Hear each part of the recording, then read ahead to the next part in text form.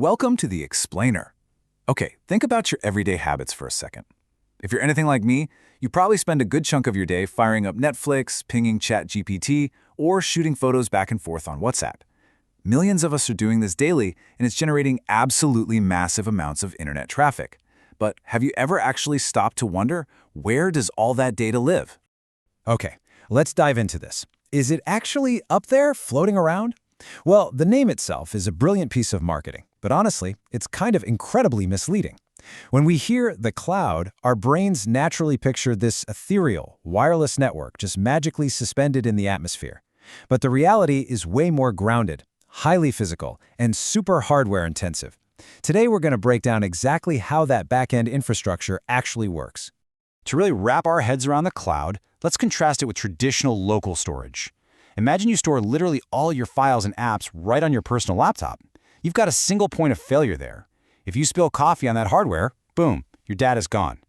Cloud storage totally solves this terrifying vulnerability.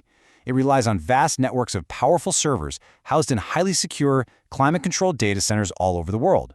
It basically shifts your data from a super fragile local device to this highly redundant, fault-tolerant, invincible global system.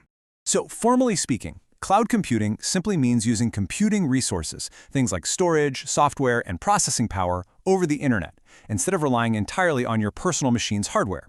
And don't worry, you absolutely do not need a tech background to grasp this. It literally just means you're using your internet connection to tap into the massive processing muscle of those global servers we just talked about. Let's move to Section 1, Real-Life Examples, and see how this builds. You're going to see that you're probably already a cloud expert. Think about the very last time you watch Netflix. You click a show, and it plays instantly, right? But your smart TV actually has an incredibly tiny hard drive. It doesn't hold all those shows.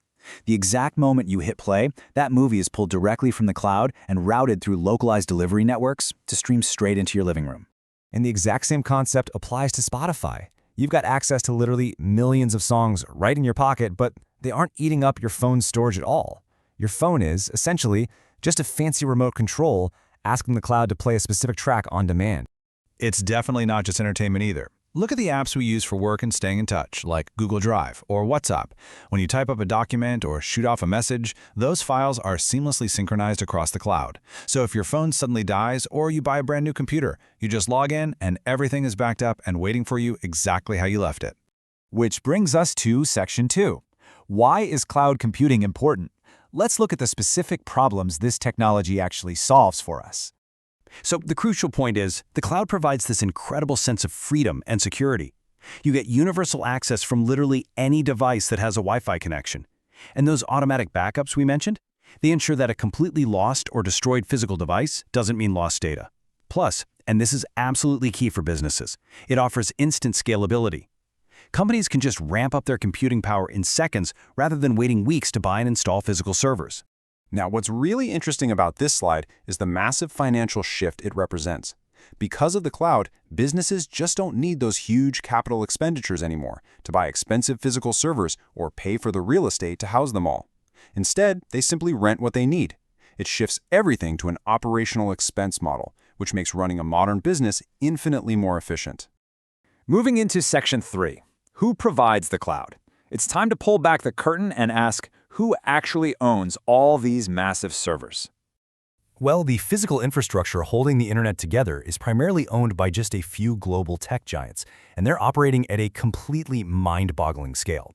First up, you have Amazon Web Services, or AWS, which alone controls roughly a third of the entire cloud market. It's massive.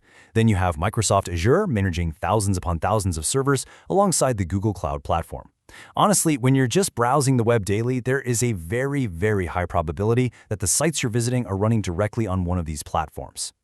Finally, let's hit Section 4, Cloud Computing in Your Future.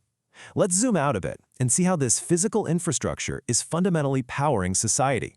And this brilliantly illustrates how the sheer scope of cloud computing impacts almost every single sector you can think of. Take artificial intelligence.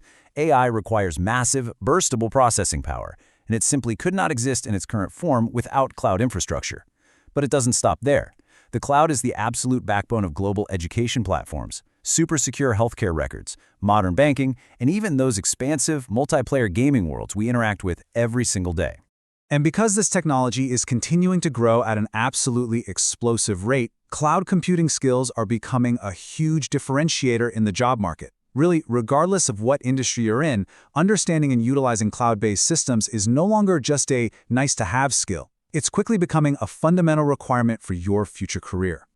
So, to wrap this up, cloud computing is really the invisible infrastructure that makes our modern digital life entirely possible.